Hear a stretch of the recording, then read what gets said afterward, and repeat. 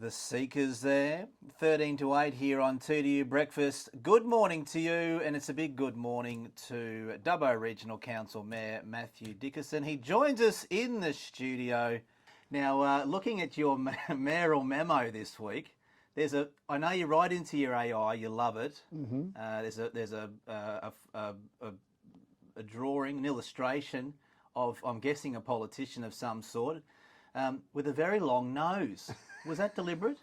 No, that was one of my AI drawings. Well, not my AI drawing, that was an AI drawing that I do use, and you are right, I do use a bit of AI for some of those artworks, if you can call them that, on there. So I didn't specifically ask for a long-nosed politician. I just said, lying politician, Mr. Mayor. Say it ain't so. Is that an example of tautology there, Matt? Dare I say it?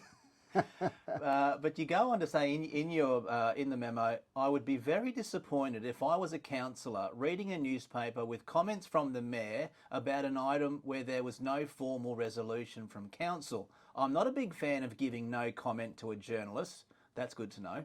But there are times when we have no official position is the only real answer available. Mr. Mayor, can you unpack that, please? No comment. We have no official position. It's an interesting concept, but if you look at the Local Government Act, the official role, or one of the official roles of the mayor, is to be the spokesperson for council, for the position of council. So sometimes someone will ring about a highly controversial issue or an issue that's way outside the realm of council. So superannuation, changes to superannuation, that's going to affect maybe 1% of people in Dubbo. 500 people in Dubbo might be affected by that change. So I've had journalists ring me about that. What do you think about the changes to superannuation? Now, A, it's a federal government issue. B, we have no official position on that. So it would be inappropriate for me to make comment about that. Now, someone might say, well, what about your individual opinion? And that's the point I made in that mayoral memo in particular, was that as the mayor, you really don't get to have your own individual opinion. I can't say, oh, Matt, look, we'll stop the conversation as the mayoral conversation for a second, and I'll just tell you what Matthew Dickerson thinks. You can't unpack yourself from being the mayor just to make an own individual comment. And is that because constituents don't know the difference? I think it's just in general, once you take on a role such as the mayor or as a councillor, it's very difficult for you to extract that. And so I don't think it's not so much that residents don't know the difference. When there's a conversation, the reason I'm having a conversation with you is because I'm the mayor, not because I'm a really nice guy that you like to chat to. You're having a conversation with the mayor. So I can't really just take off the hat because I want to make some individual comment. And I suppose part of the thing that's really important, and you've got to be really disciplined for that, is that you've got to remember that the whole time. And an example I've given before to councillors in terms of how you argue whatever might be before council until the council resolution, and then once that's the position.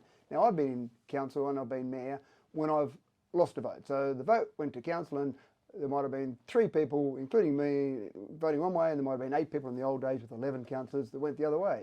And the next day I would have been on radio speaking to someone and in favour and talking about how this is a wonderful thing. Even though you were against it. Even though individually, personally, I voted against it. Once the resolution is a resolution of council, that's got to be what we've all got to go forward. Argue the toss, but if you lose the debate, it's a bit like a cricket match. You're still part of the team. You're the captain. You've got to support your teammates, don't you? Yeah. I will go into bat for you. I know as a journalist or radio host, you'll get a lot of politicians and people outside of politics as well that will say, this is off the air.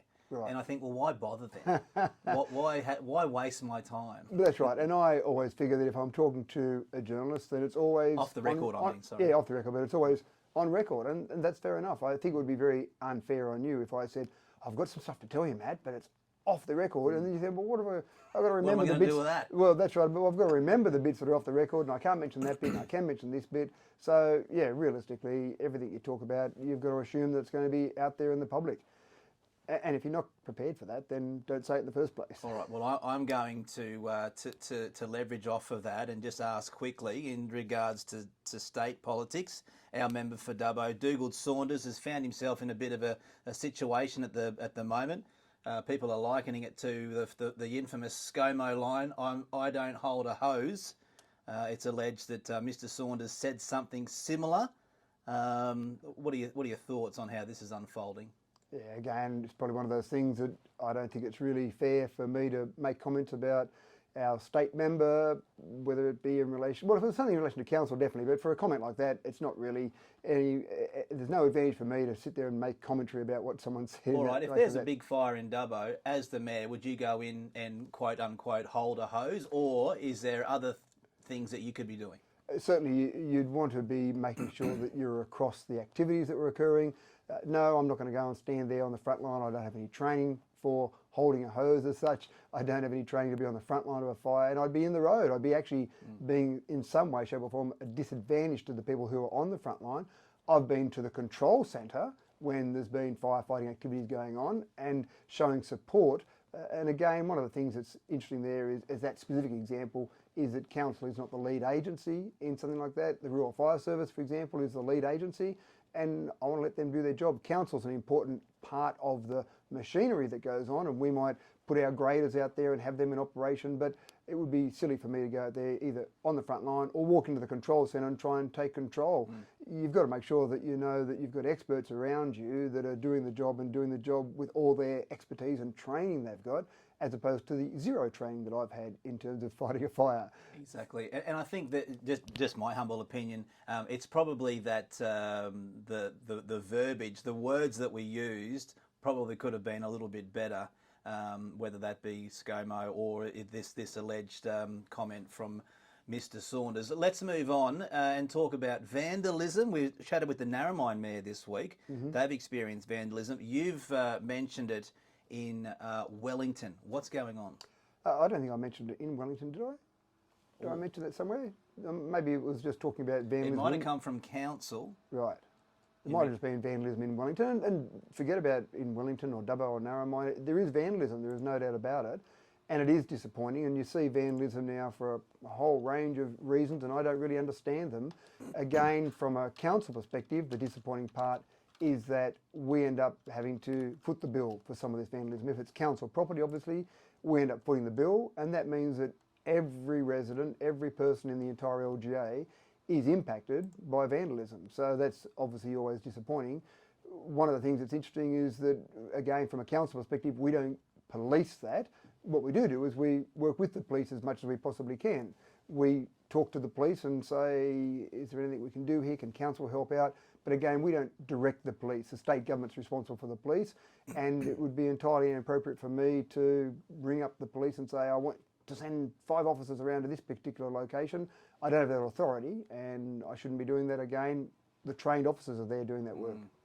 Just to specify, the Duke of Wellington Bridge that council has announced is still closed, with links to vandals being involved there. Right. Yeah. So, and that is still closed, and we're still working on what our solution might be there. That's a long-term picture there.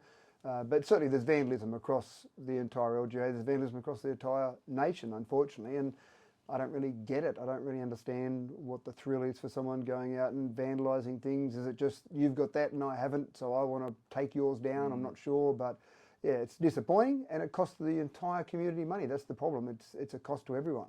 It certainly is, Mr. Mayor. We appreciate your updates as always. A massive weekend across the Dubbo LGA. What are your plans? Well, certainly the mud run. I'm not going to go on the mud run. I'm going to go and have a look at the mud run. I heard you going in a suit, doing the mud run in a suit. Yeah, we'll keep that rumour going. But I think the mud run's a fantastic event. I'm not going to that. But then Sunday, I've actually got a lend of a motorbike, so I can go in the Black Dog ride out to Collie on Sunday. There's actually 2 motorbike rides on Sunday. There is. I'm waving one off from the visitor centre, and then Victoria Park I'm riding with the other one. You've got your motorbike licence? I used to race motorbikes when I was a kid, and so when I got to the stage of getting a licence, I got my motorbike licence. I don't ride a motorbike very often, but Work, Rest and Play were good enough to lend me a motorbike. Is it electric though, Mr. Mayor? No, that's what the people want to know. Not. I know. I would have loved to have had an electric motorbike, but it's not, unfortunately. So I'll jump on that and ride out to Collie and be a part of that Black Dog ride. This is their 10th anniversary, so anyone that wants to participate, I'm sure there's still positions available. You can go and search for that on the Black Dog Ride site. We're actually chatting with the organisers after 8 o'clock, there you go. So that's good. And you'll be heading out to the Narromine Car Show as well. Yeah, indeed. As part of the ride. Yeah, exactly right. So we go to Collie via Narromine, which seems like a slightly longer way to get there. Mr. Mayor, have a great weekend and be safe on the roads, won't you? Thank you very much. It's 3 to 8. News is next.